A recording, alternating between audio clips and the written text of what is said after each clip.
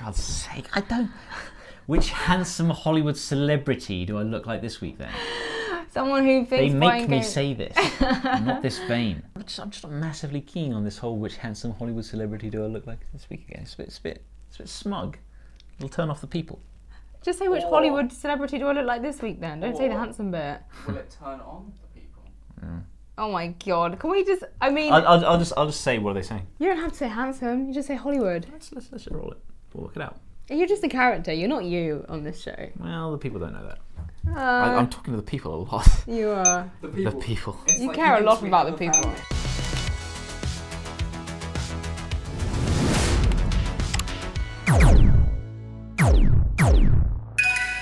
What up, YouTube? It's your gal Al. And my name's Rich. We're back with another episode of The Weekend Escape.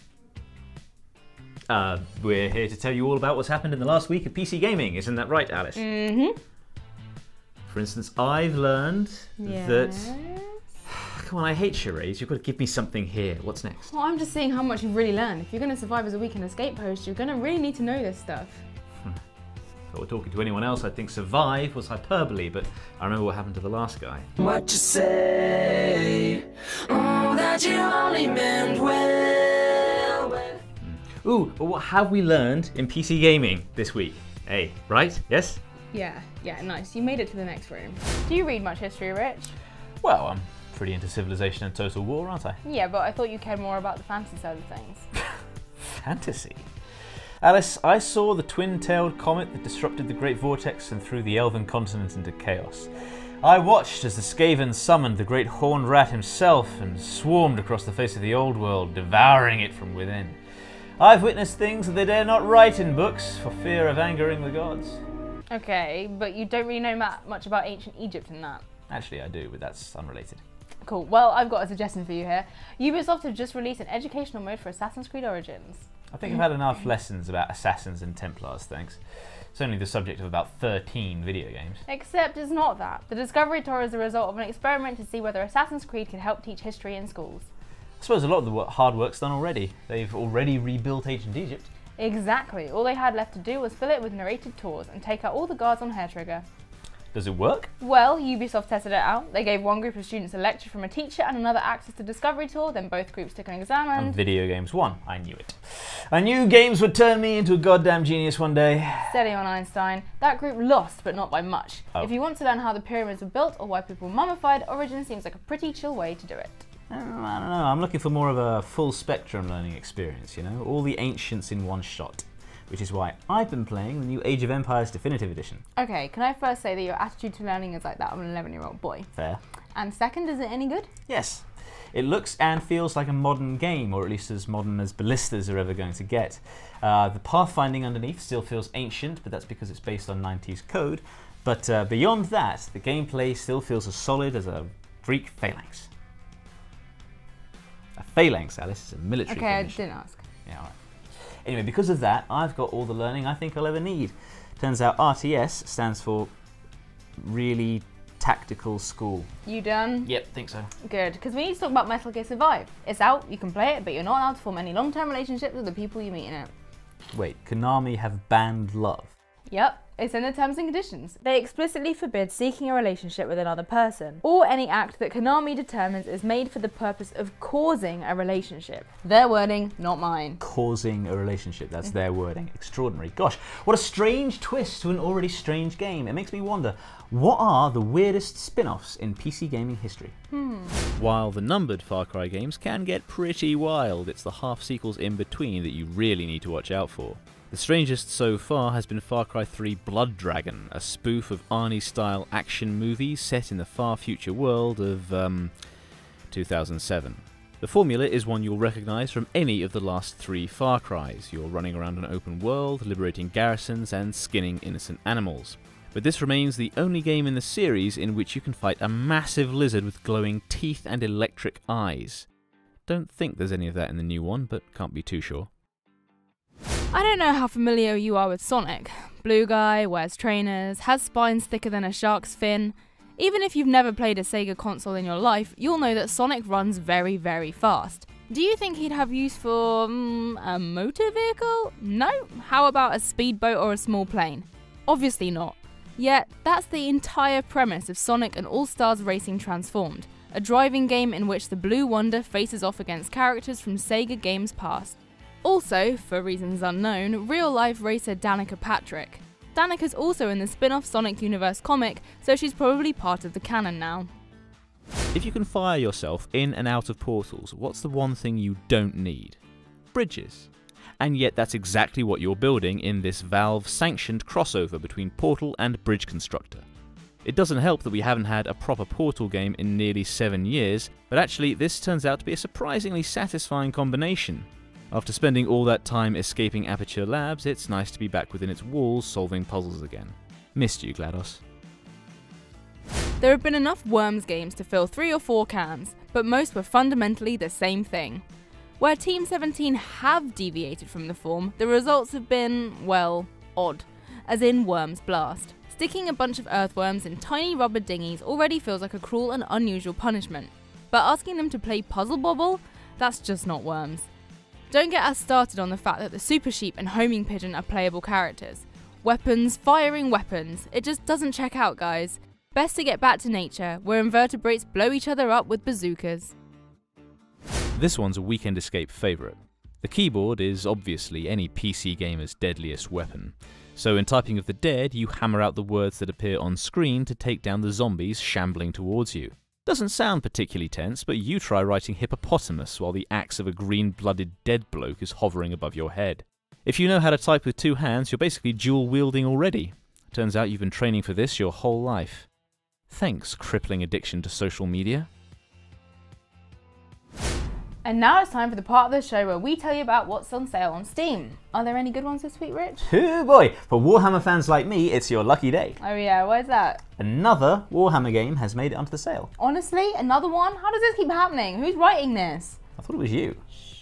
This is meant to be a secret that you run the show, I'm sorry. Well, if it was, it's not anymore, is it? Yeah, right, yeah, sorry. Anyway, Warhammer Vermintide 2 is currently on sale with a lovely 10% off and is obviously the sequel to the well-received Vermintide.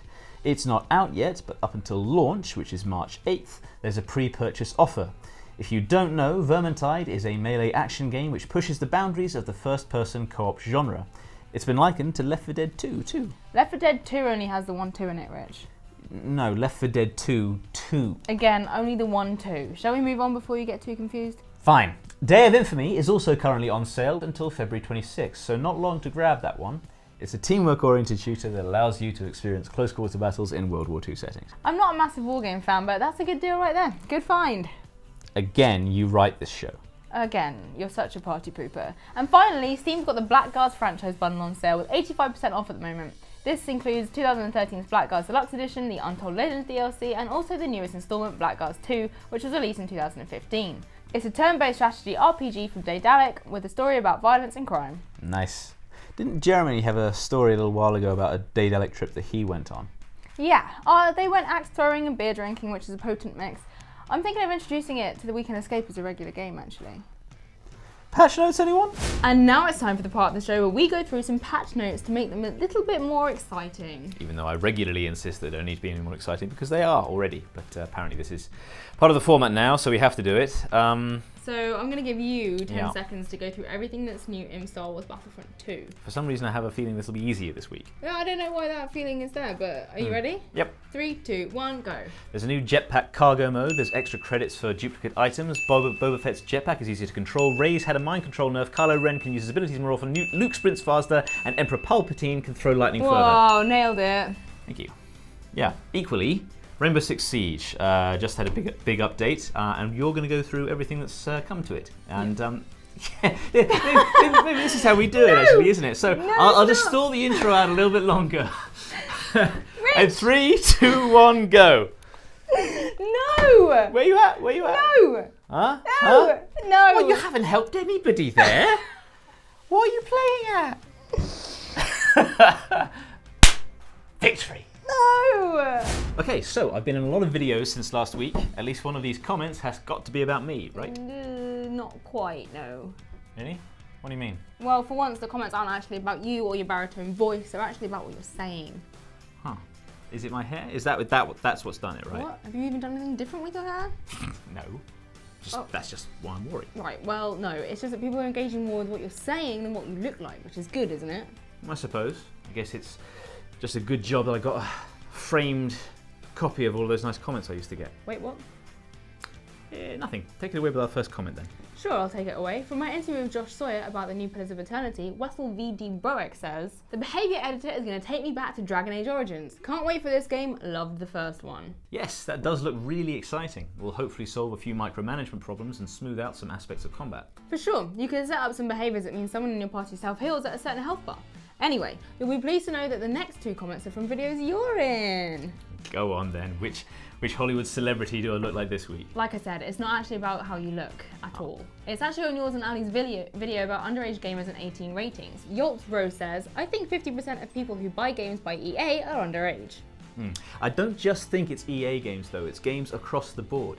It's certainly much easier to purchase a game under 18 with gaming clients on computers.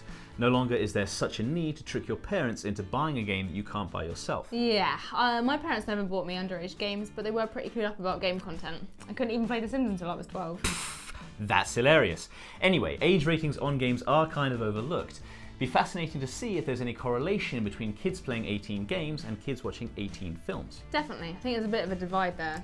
And finally, on our video about Warcraft 3 rumours, we asked if you guys are keen for a potential remaster, to which Kindred Lamar TV says, "Yes, oh my god, tears of joy. Sure, Warcraft 4 would be a dream, but I think I can settle for an updated Warcraft 3. Breathe some fresh air into Warcraft outside of WoW, which is boring to me." Ah, Blizzard RTS. I know a lot of people who would be excited to get back into Warcraft. They've been waiting long enough. Yeah, I guess a Warcraft 3 remaster is better than nothing. Speaking of Warcraft, I think it's time to see who won another copy of Legion and end the show, don't you? Good segue. Yeah, I liked it. It's almost like you wrote it, isn't it, really? Complimenting yourself? Yeah. If you've come this far with us, you're already a winner. But especially Justin Fisher, who has won a copy of WoW's Legion expansion and a signed limited edition poster for the Elder Scrolls Online. We've already been in touch about getting those to you, so congrats. Which brings us to this week's giveaway. Today we're celebrating the return of the Overwatch League with an Overwatch goodie bag and scarf. To take part, you'll want to click on the link in the description of this video and follow the instructions there. And while you're on the site, you might also want to participate in our giveaway for Animal Super Squad, the physics game about guiding a chicken through an explosive level in a car. And finally, don't forget to like and subscribe for more videos from the world of PC gaming. Well done, Rich, you've survived another show. This has got to be more fun than Metal Gear Survive, right?